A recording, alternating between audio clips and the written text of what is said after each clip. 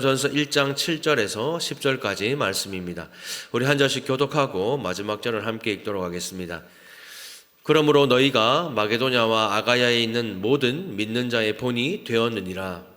주의 말씀이 너희에게로부터 마게도냐와 아가야에게만 들릴 뿐 아니라 하나님을 향하는 너희 믿음의 소문이 각처에 퍼졌으므로 우리는 아무 말도 할 것이 없노라. 그들이 우리에 대하여 스스로 말하기를 우리가 어떻게 너희 가운데에 들어갔는지와 너희가 어떻게 우상을 버리고 하나님께로 돌아와서 살아계시고 참되신 하나님을 섬기는지와 또 죽은 자들 가운데서 다시 살리신 그의 아들이 하늘로부터 강림하실 것을 너희가 어떻게 기다리는지를 말하니 이는 장래의 노하심에서 우리를 건지시는 예수시니라. 아멘. 제가 감기 걸려가지고 여기 우리들 내과 가보니까 우리들 내과 원장님이 장로님이시거든요. 제가 달산교회 목사인 줄 알고 성도들에게 꼭 물 많이 마시라고 전달해 달라 하셔서 전달해 드립니다. 물 꼭 많이 마셔야 감기와 독감으로부터 예방이 된대요. 저도 물 생제를 잘 먹다가 요즘에 진짜 많이 먹고 있거든요. 물 많이 마시고 건강관리 유의하시기를 바랍니다. 제가 지도 하나를 준비했는데 지도를 보시면 이 데살로니가가 어디에 붙어 있는지 딱 나오죠. 이 데살로니가는 당시 로마에 속해 있는 북쪽의 마게도냐의 수도였고 지금은 그리스 아테네 다음으로 두 번째로 큰 도시였습니다. 지금으로 말하면 서울이 가장 크고 그 다음 부산이라고 말할 수가 있겠죠. 그것은 문화나 정치나 경제, 종교에 있어서 번창하던 중심 도시가 바로 데살로니가였습니다. 이 데살로니가 지도를 보면 이 노란 줄로 이렇게 쭉 연결되어 있는 길이 보이죠. 이 길을 에그나티아 대로라고 하는 그 길입니다.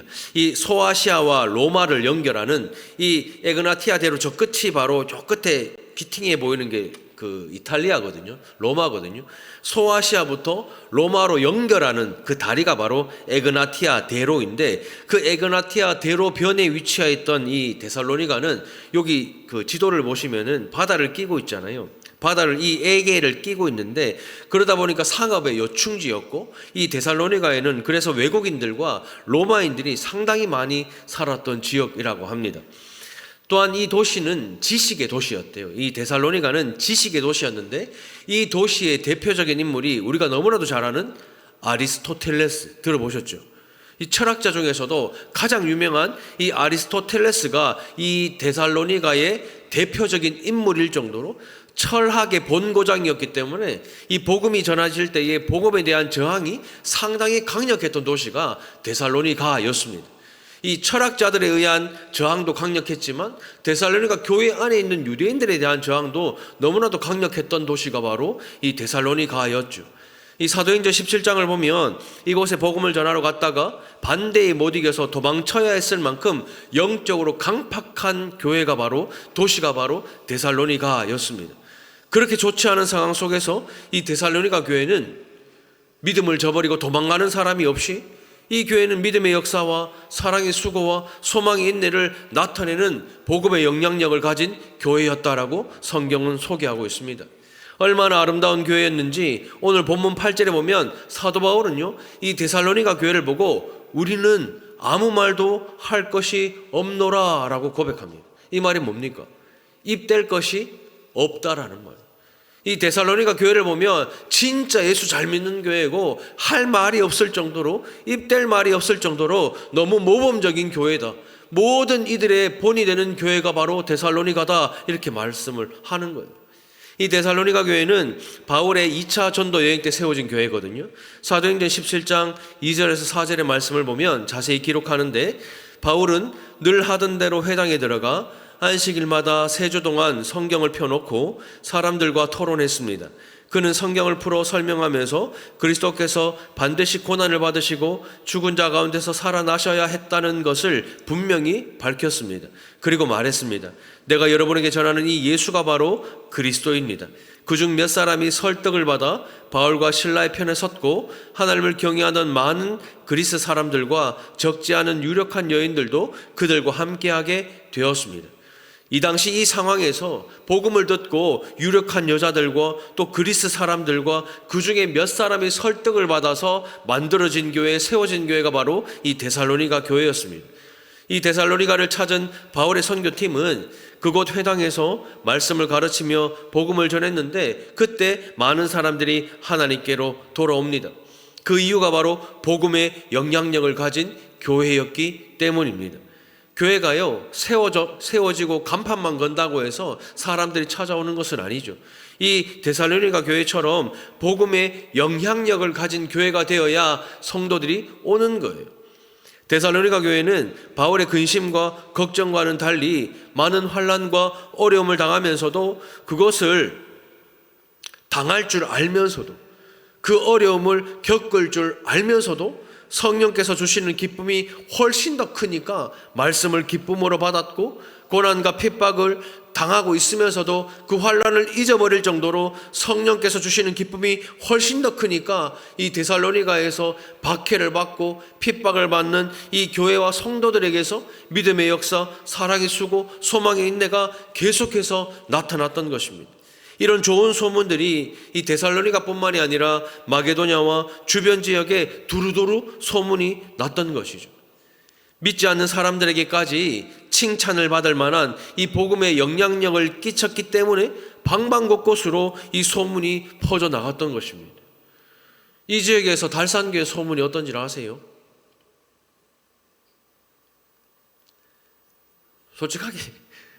솔직하게 뭐 어때요? 달산교회, 딱 달산교회 하면 무슨 교회? 예? 할렐루야. 옛날에는 달산교회 하면 무슨 교회예요? 예? 솔직히 싸우는 교회잖아요. 달산교회 하면 싸우는 교회, 지독하게 싸우는 교회예요. 달산교회 하면 이 주변의 사람들한테 물어보십시오. 달산교회 하면 지독하게 싸우는 교회고 예수 안 믿는 사람도 달산교회 하면 다 알아요. 어떻게 해요? 지독하게 싸우는 교회로. 그렇게 안단 말이죠. 지금 이 시대는 어떻습니까? 지금 이 시대 들려오는 교회 소문은 어때요? 방금 제가 우리 교회 소문도 물어봤지만 어떻습니까? 옛날에야 싸우는 교회라고 말하고 지금은 어떻습니까? 지금도요, 이 크게 바뀐 게 없는 것 같아요, 이미지가. 왜냐면 뉴스를 보거나 TV를 틀면요, 교회가요, 깨졌다 하더라, 목사가 쫓겨났다더라, 돈을 횡령했다더라, 교회가 싸운다더라, 이런 소문들, 이런 말들이 여전히 흉흉합니다. 세상이 감당하지 못하는 교회가 아니라 세상도 감당할 수 없는 교회가 되어버린 거예요. 우리 교회가, 이 달산교회가 세상이 감당치 못하는 교회가 되어야 되는데 세상도 이제는 감당할 수 없는 교회가 되어버린 것이죠. 우리 달산교회는 어때요? 여러분들이 사랑하는 가족이나 주변 사람들에게 적극적으로 소개할 만한 교회 맞습니까? 맞습니까? 1부 때보다 소리가 더 적네요. 안 그래도 힘없는데 힘 축축 빠지게 자꾸 했었네 진짜. 여러분들 사랑하는 사람이 아직 예수를 안 믿고 복음이 필요한 그 사람에게 내가 우리 달산교회는 적극적으로 소개할 만한 교회 맞습니까? 꼭 2번, 3번 해야 이래 하니까 참 힘이. 그냥 만약 우리 달산교회가 그러지 못하다면요, 사실 목사의 책임도 크고 잘못이 크겠죠. 또한 우리 모두의 책임이 아마 클 것입니다. 그래서 제가요, 스스로 위로를 받고자 구글 제미나이 AI에게 우리 달산교회는 어떤 교회이고 설교는 어때라고 요 센텐스 그대로 한번 물어봤어요. 물어보니까 이렇게 답이 나왔습니다. 1. 어떤 교회인가요? 달산교회의 특징, 소속, 예수교 장로회 한국총공회, 대구 비산동 위치, 역사, 1965년 설립된 꽤 역사가 깊은 교회입니다. 초기에는 다른 교단에서 시작했으나 1960년대 후반에 총공회 측으로 교단을 옮긴 독특한 이력이 있습니다. 분위기, 총공회의 신학적 뿌리, 배경희 목사의 성경 중심, 보수적 신앙을 따르지만 부산 지역의 총공회 교회들처럼 극도로 폐쇄적이거나 옛날 방식을 엄격하게 고수하지는 않는 편입니다. 지역사회와 소통, 말씀 앞선 제자, 세상 앞에 선 제자라는 표현을 쓰며 보수적인 신앙을 유지하면서도 지역사회와 소통하려는 노력을 보입니다. 예를 들어 문화교실, 지역 섬김 등이라고 돼요. 여러분들보다 홀랐죠. AI가 이 정도예요. 달산교회 어떤 교회에 물어보니까 이렇게 쭉 나옵니다. 그리고 제가 설교는 어때? 이렇게 물어봤거든요. 이거는 제 말이 들어간 게 아니에요. AI가 한 거예요. 설교는 어떤가요? 물어보니까 이 박정길 담임 목사, 현재 담임 목사는 박정길 목사님입니다. 2012년경 목사 안수 이런 것까지 다 나와요. 설교 스타일, 본문 강해 중심, 성경 본문을 한 절 한 절 깊이 있게 풀어내는 강해 설교 스타일이 주를 이룹니다. 이는 성경을 깊이 파고드는 총공의 전통적인 강점과 맞닿아 있습니다. 현실 적용과 위로, 과거 총공의 설교가 다소 딱딱하고 교리적이었다면 박정길 목사의 설교는 성도들의 삶의 고난, 아픔, 현실적인 문제에 대해 하나님의 위로와 해결책을 제시하는 목회적이고 따뜻한 적용이 많은 편입니다. 알기 쉬운 전달, 박정길의 칸타빌레 같은 콘텐츠를 시도하는 등 젊은 세대나 새신자도 이해하기 쉽도록 부드러운 화법을 구사합니다 라고 나와요. 여러분들보다 훨씬 나지 진짜 AI가 진짜. 그래도 진짜 감사한 게 제가 AI한테 달산교회 물어보니까 싸우는 교회를 안 가고 이렇게 긍정적인 대답을 하더라고요. 여러분들 생각은 어때요? 우리 달산교회가 좋은 소문이 나고 복음에 영향력 있는 달산교회가 맞습니까? 사실 우리 교회도요, 과거에 정말 말할 수 없는 고난을 통과하면서 여러분들의 믿음이 약해지거나 또 믿음을 부정하지 않고 믿음을 잘 지켜내어서 지금 이 교회가 이 자리에 여전히 있다고 저는 믿습니다. 예수와 사도들을 본받아서 예수님과 사도들이 고난당하신 것처럼 이 데살로니가 성도들도 또 우리도 예수를 믿을 때 고난당하는 것을 당연한 일로 여기고 믿음을 지킬 때에 본이 되는 교회가 될 줄로 믿습니다. 지난주 말씀 6절에 보면요, 데살로니가 교회가 예수와 사도들을 본받는 교회와 성도가 되었다라고 말했잖아요. 근데 오늘 7절을 보면요, 이렇게 말합니다. 7절을 제가 한번 읽어보겠습니다. 그러므로 너희가 마게도냐와 아가야에 있는 모든 믿는 자의 본이 되었느니라, 이렇게 말해요. 지난주 제목이 뭐였다고요? 딱 보면 압니다 했어요. 나를 보면 알고 너를 보면 아는데, 오늘 7절은요, 이 데살로니가 교회가 모든 믿는 자의 본이 되었다고 합니다. 어떤 특정한 사람의 믿는 자의 본이 아니라 모든 믿는 자의 본이 되는 교회가 데살로니가 교회였다고 말합니다. 이 데살로니가 교회는 예수와 사도들을 본받는 교회였습니다. 너를 봐도 알고 나를 봐도 아는 교회였습니다.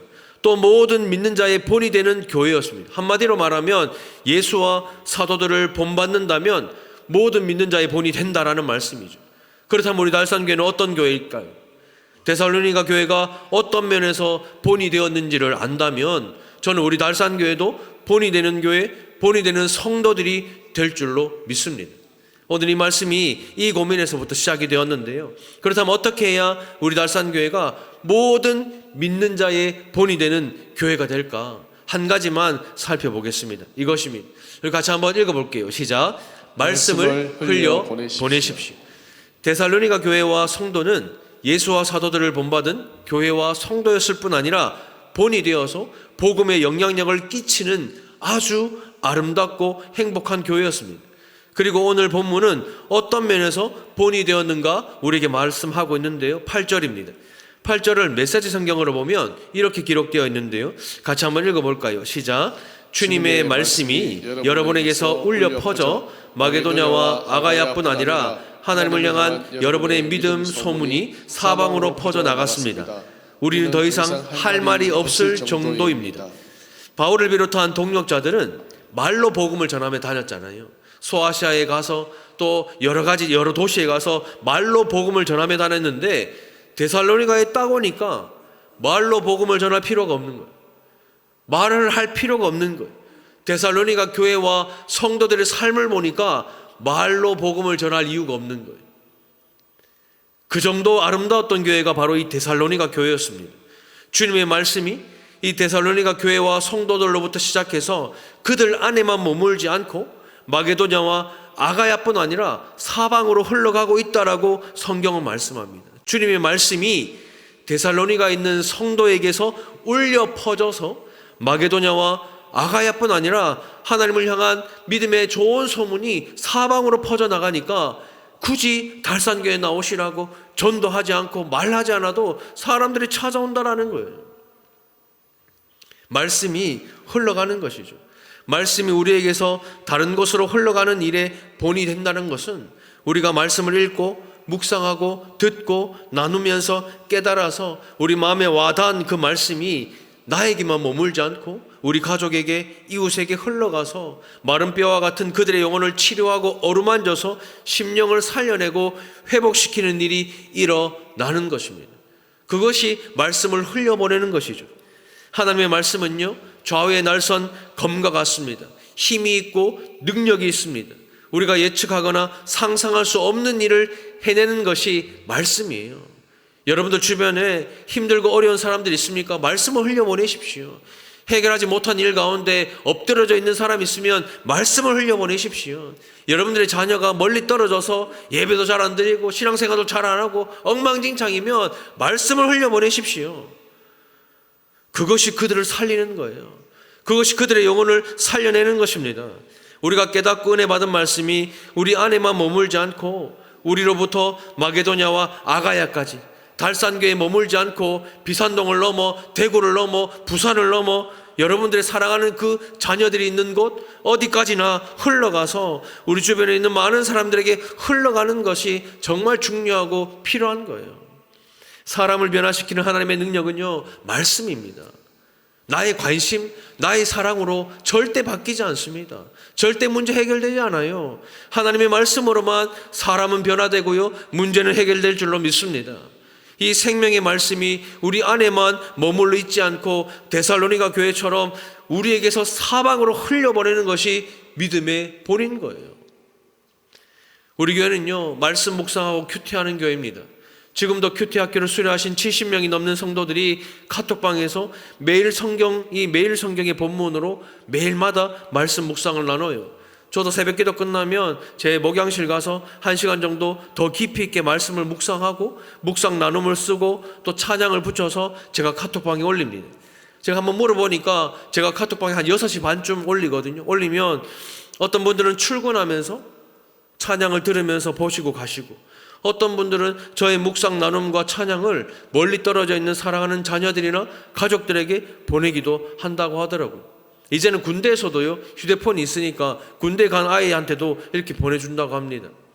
이것이 바로 복음이 편지가 되고 향기가 되어 흘려 보내는 것이죠. 발 없는 말이 천리 간다는 말 아시죠? 발은 없지만 소문이 얼마나 강력한지 몰라요.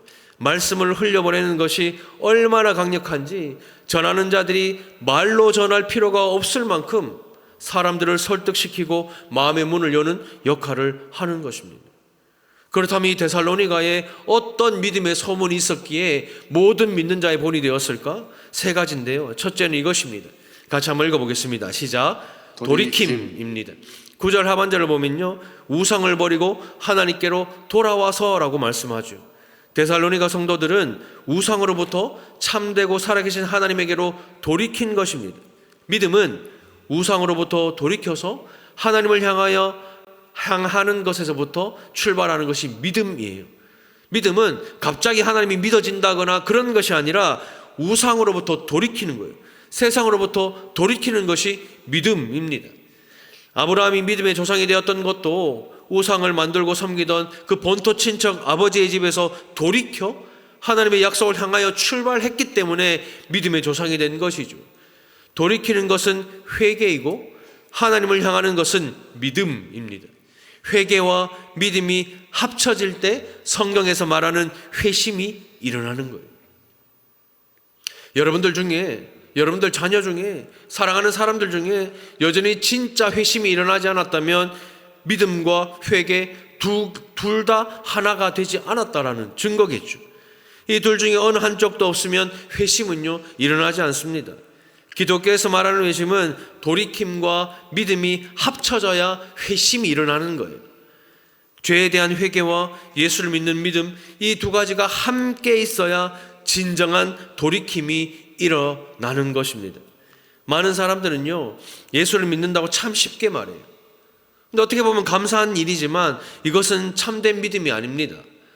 복음은 예수를 믿는다고 말만 하는 것이 아니라 회심의 과정이 있어야 돼요. 돌이킴의 과정이 있어야 합니다. 여러분들이 그리스도인이라면 돌이킴의 과정이 있어야 되는 거예요.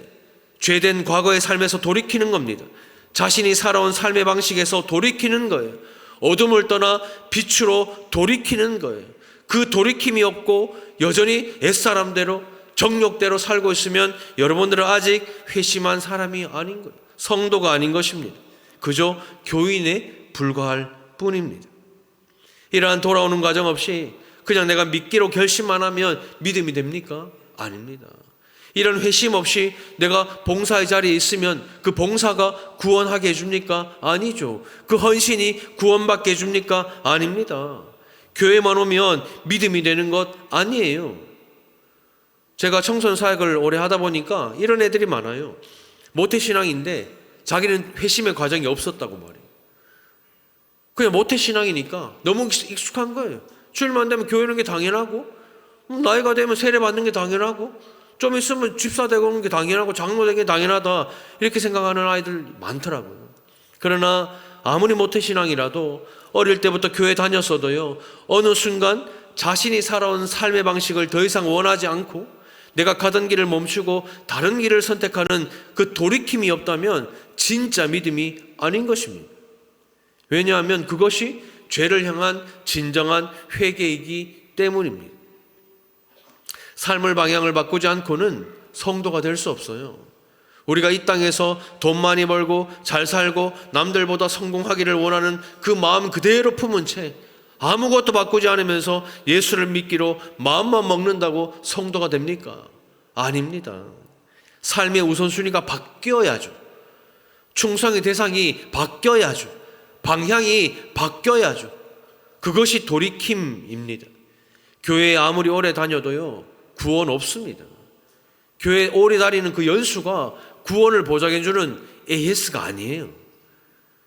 돌이키는 것이 참된 믿음의 첫 걸음이라는 사실을 반드시 기억하시고 믿음과 회개로 진정한 회심이 있는 저와 여러분들이 되시기를 주님의 이름으로 축복합니다. 두 번째는 이것인데요, 같이 한번 읽겠습니다. 시작. 섬김입니다. 9절 하반절을 보면요, 살아계시고 참되신 하나님을 섬긴다라고 되어 있습니다. 두 번째 소문은 살아계시고 참되신 하나님을 섬기는 것이에요. 살아계시고 참되신 하나님을 믿으면 진정한 의미에서 우리의 삶의 섬김이 시작됩니다. 그 전까지는 내가 중심이고 전부 나 자신을 위해 살아오죠.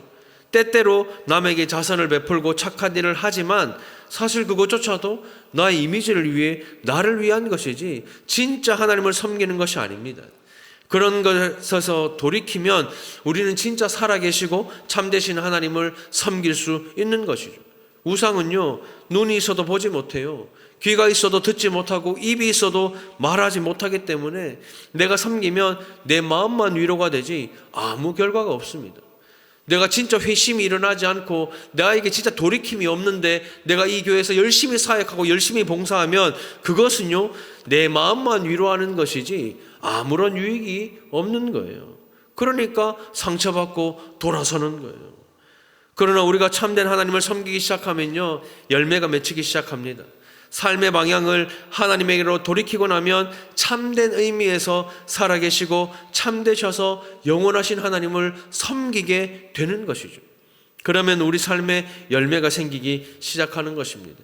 이웃을 참되게 배려하고 그들의 안위를 내 삶의 우선순위보다 귀하게 여기는 그 섬김이 시작되는 것이죠. 하나님을 영화롭게 하고 또 하나님을 즐거워하며 이웃의 유익을 위해 나를 희생할 줄 아는 것이 진짜 하나님을 섬기는 거예요. 저는 그 섬김이 우리 달산교회와 성도들에게 그 삶에 드러나기를 주님의 이름으로 축복합니다. 마지막 세 번째 소문은 이것인데요, 같이 한번 읽어볼까요? 시작. 기다림입니다. 10절을 보면요, 하늘로부터 강림하실 것을 너희가 어떻게 기다리는지라는 말씀이 있죠. 믿음의 중요한 요소 중 하나가 바로 기다림입니다. 주님의 오심을 사모하며 기다리는 거예요.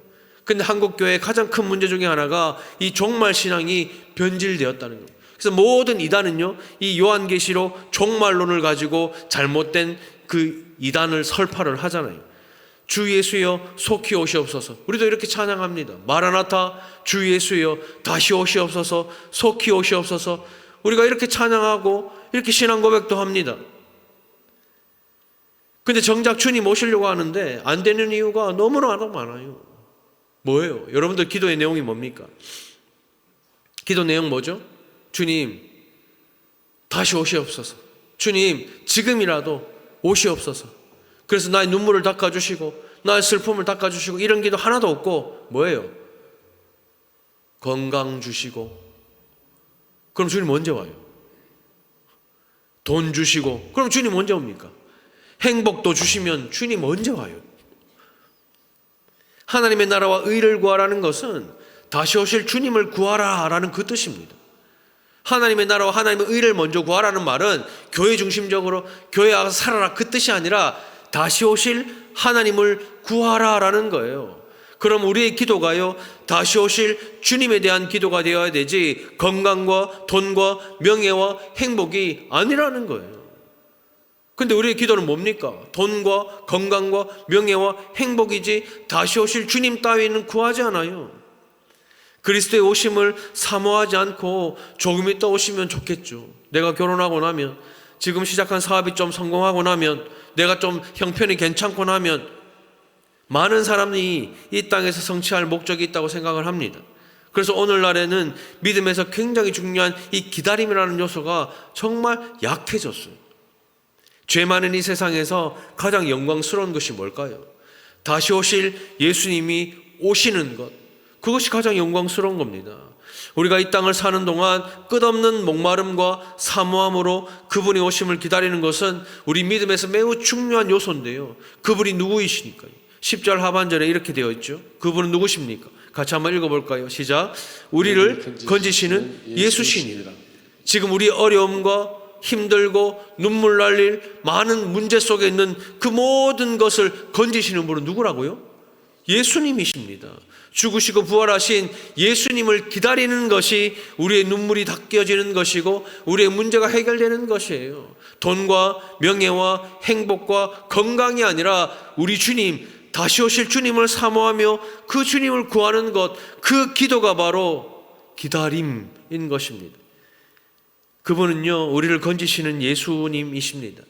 하나님의 진노에서 건지시고 고통과 절망에서 건지시고 아픔과 슬픔에서 건지시며 죽음에서 건지시고 심판에서 건지시는 예수 그리스도이십니다.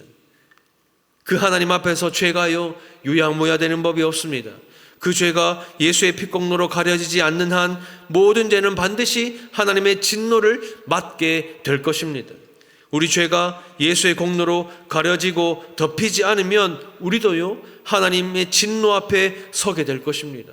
그러나 우리를 건지시는 예수 그리스도를 사모하고 기다리다가 우리가 주님을 맞이할 때에 우리가 맞이하는 주님이 조금도 두렵지 않은 이유는 그분이 우리 죄를 대신하여 십자가에 죽으셔서 우리의 모든 죄를 용서해 주셨기 때문인 줄로 믿습니다.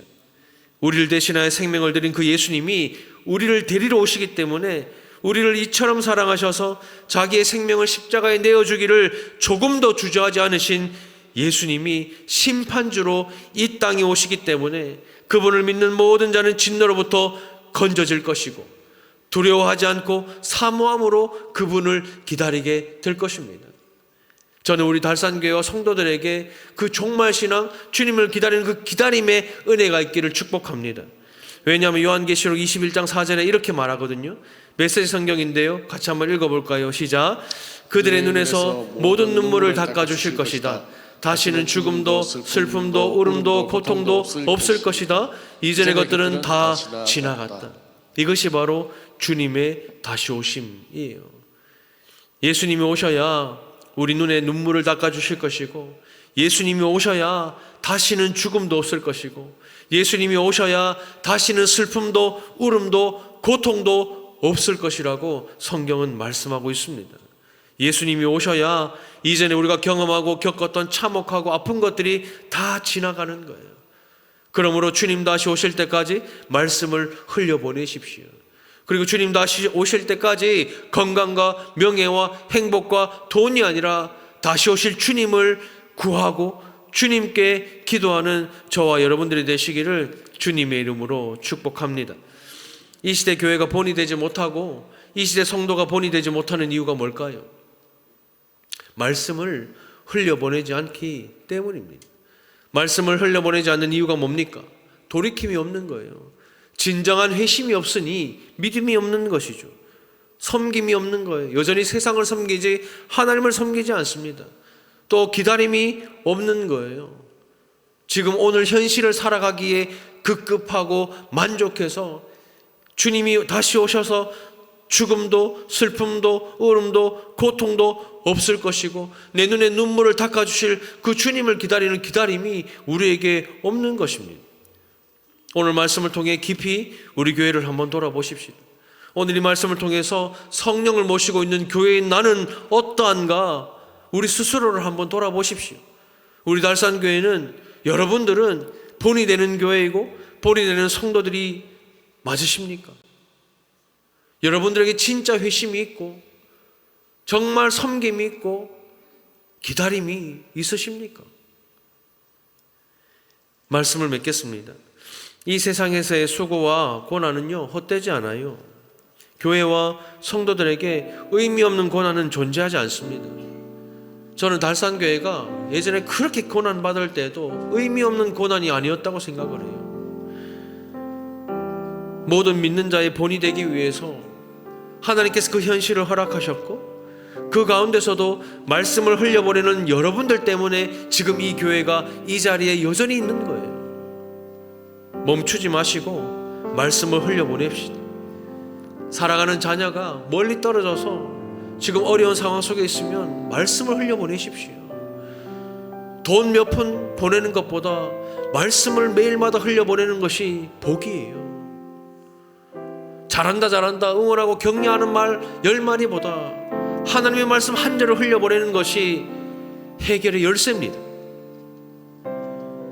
말씀을 흘려보낼 때 우상으로부터 죄로부터 돌이키고 참되신 하나님만 섬기며 우리를 건지시는 예수님을 기다리는 그 소문이 각 처에 퍼져서 우리 달산교회가 말하지 않아도 복음이 전해지는 아름다운 교회가 되기를 주님의 이름으로 축복합니다. 성령을 모신 교회인 여러분들이 말하지 않아도 여러분들의 삶을 통해 복음이 전해지는 아름답고 복된 교회가 되기를 주님의 이름으로 축원합니다. 우리 시간 말씀을 생각하면서 함께 기도할까요? 하나님, 내가 섬기는 이 교회는 성령을 모시고 있는 교회인 나는 말하지 않아도 복음이 전해지는 교회가 맞습니까? 하나님, 그러지 않다면 하나님 나에게 돌이킴의 은혜를 주시고 섬김의 은혜를 주시고 기다림의 은혜를 주셔서 말씀을 잘 흘려보낼 수 있는 그 믿음을 우리에게 허락하여 주옵소서. 우리 시간 주여 은혜를 주옵소서. 우리 한번 머리 짚고 함께 기도하며 나갑니다. 주여 은혜를 주시옵소서.